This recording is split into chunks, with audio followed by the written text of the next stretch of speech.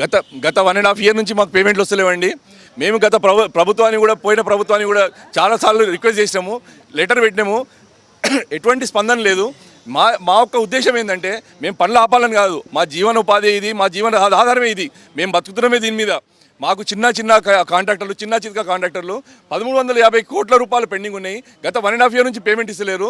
ఈ ప్రభుత్వాన్ని కోరేది ఏంటంటే ఎట్టి పరిస్థితుల్లో మాకు పేమెంట్ ఇవ్వండి, పేమెంట్ ఇస్తే ఇమీడియట్లీ స్టార్ట్ అవుతాయి. వచ్చేది ఇప్పుడు మాన్సూన్ సీజను, మేము ఎవరిని కష్టపెట్టాలని కాదు, ఏ గవర్నమెంట్ బదలాం చేయాలని కాదు. కాకపోతే ఏంటంటే మాకు ఎల్లకాలి మాకు ఎటువంటి పరిస్థితుల్లో మాకు డబ్బులు లేక, మాకు పేమెంట్ లేక, మేము లేబర్ని సంలాంచలేక, లేబర్కి పేమెంట్ ఇవ్వలేక, జిఎస్టీ కట్టలేక, ఈఎస్ఐ పిఎఫ్లు కట్టలేక, ఇటువంటి పరిస్థితుల్లో మేము పనిచేయలేకున్నాము. ఇప్పుడు ప్రధానంగా మీరు గ్రేటర్ హైదరాబాద్ వ్యాప్తంగా ఏ పనులు చేపడతారు? అంటే షెల్టర్ తీయడం పనులు కావచ్చు, రోడ్లు వేయడం పనులు కావచ్చు, ఇవి కాకుండా మిగతాగా ప్రధానంగా ఏ పనులు చేపడతారు? అండ్ అన్ని జోన్లలో మీరే చేపడతారా? అన్ని జోన్లో మా కాంట్రాక్టర్లే, మా అసోసియేషన్ సభ్యులు వాడతారు. మేము చేసే అన్ని మెయింటెనెన్స్ పనులు పెద్ద కాంట్రాక్టర్కి మాత్రం పేమెంట్ ఇస్తారు. సిఆర్ఎంపీ వాళ్ళకి, ఎస్ఆర్డిపి వాళ్ళకి పేమెంట్ ఇస్తారు. ఈ చిన్న కాంట్రాక్టర్కి 1.5 ఇయర్ నుంచి పేమెంట్ ఇస్తలేరు. సీసీ రోడ్లు కానీ, మాన్సూన్ కానీ, ఐఆర్టీ కానీ, స్లమ్ డెవలప్మెంట్ కానీ, డ్రైన్స్ కానీ, మళ్ళీ శ్మశాన వాటికలు కానీ, పార్క్స్ కానీ, ప్లే గ్రౌండ్స్ కానీ, ప్రతి ఒక్క పని చేసేది ఈ కాంట్రాక్టర్లే. పెద్ద కాంట్రాక్టర్లు 5 మందికి ఉన్నారు. 5 మందికి వాళ్ళు లోన్లు తీసుకొని ఇస్తున్నారు. మాకేమో మేము పని చేసిన పైసలు కూడా ఇస్తలేరు. కావున ఇవాళ అయిన మీటింగ్లో ఏంటంటే ఎట్టి పరిస్థితుల్లో మాకు పేమెంట్ అప్డేట్ చేసిన దాకా మేము పనులు స్టార్ట్ చేయదలుచుకోలేదు. మేము ఆల్రెడీ కమిషనర్ గారికి 1 మంత్ కిందనే సూచన చేశాము, లెటర్ కూడా పెట్టాము. వాళ్ళ నుంచి ఏం స్పందన లేదు. ఒకవేళ ఎట్టి పరిస్థితిలో మాకు బ్లాక్ లిస్ట్ చేసినా సరే, మమ్మల్ని చంపినా సరే, మా దగ్గర అయితే డబ్బులు లేవు, మేము పని చేసేటట్టయితే లేదు. ఇప్పుడు ఇటున్న పరిస్థితి. आप किधर काम करते, क्या काम करे? आपका इंडिविजुअल का कितना बिल पेंडिंग है अभी? मेरे 70 to 75 लाख का पेमेंट पेंडिंग है। मैं खैरताबाद जोन में वर्क करता हूँ। अभी ये अपने को 14 मंथ से पेंडिंग है। 14 मंथ हो गया मैं वर्क कंप्लीट करके। हम लोग CC road, VDCC roads, drain works पूरा करते हैं।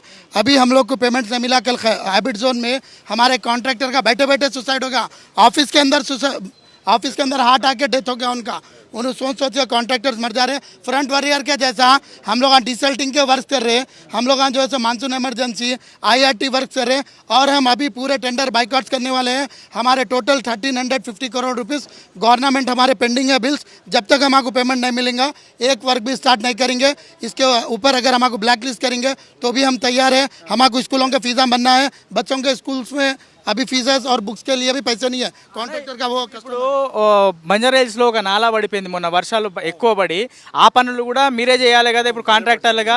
ఇప్పుడు దానికి కానీ లేకపోతే వర్షాలు ఎక్కువ పడతా ఉన్నాయి, నాలాకి సంబంధించిన పెండింగ్ పనులు ఏవైతే ఉన్నాయో అవన్నీ క్లియర్ చేస్తామని చెప్పేటువంటి ప్రయత్నం ఏమైనా అధికారులు చేస్తున్నారా? అండ్ లాస్ట్ గవర్నమెంట్లో కేటీఆర్ దగ్గర కానీ వీళ్ళందరూ కూడా మీకు హామీ ఇచ్చినట్టున్నారు కదా, బిల్స్ ఇస్తాము అని. మేము గత 1.5 ఇయర్ నుంచి చేస్తున్నాము. మాకు బిల్స్ పేమెంట్ ఇస్తామని చెప్తున్నారు, కానీ ఇస్తలేరు. మాకు ఒక 2 డేస్ బ్యాక్ మాకు కమిషనర్ ఆఫీస్కి వెళ్ళి కూడా ఫోన్ చేసిర్రు.